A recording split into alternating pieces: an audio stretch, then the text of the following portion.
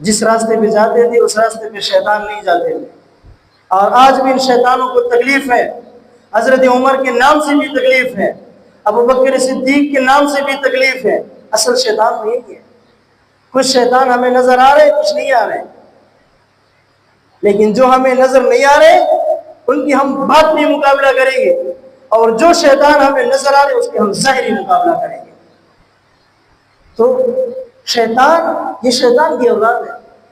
اس وقت بھی حضرت ابو بکر صدیق، حضرت عمر رضی اللہ تعالیٰ عنہ جس راستے سے جاتے تھے اس راستے سے شیطان نہیں جاتے تھے، اور آج بھی ان کی نسل موجود ہے۔ ان کے سامنے عمر کا نام لے، آپ دیکھیں وہ کیا، کس حد تک وہ بکواسات کرتے، کس حد تک وہ برے الفاظ استعمال کرتے۔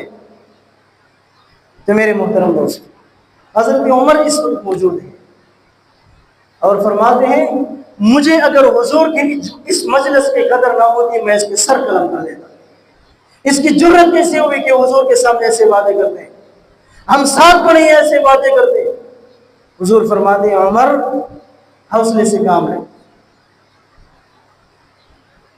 قرضہ ان کا ہے ہمارے اوپر، ہمارا نہیں ہے، ان کا حق بنتا ہے۔ یہ اگر کچھ کہیں ہم کچھ نہیں کہہ سکتے۔ اب وہ یہودی کیا کرتے، حضور کی یہ باتیں سن کر فوراً اسی جگہ پہ ایمان لے کے حضور کا قرضہ معاف کر دیتے۔ یہ حضور کی اخلاق تھی۔ صحابہ بھی ان کے شاگرد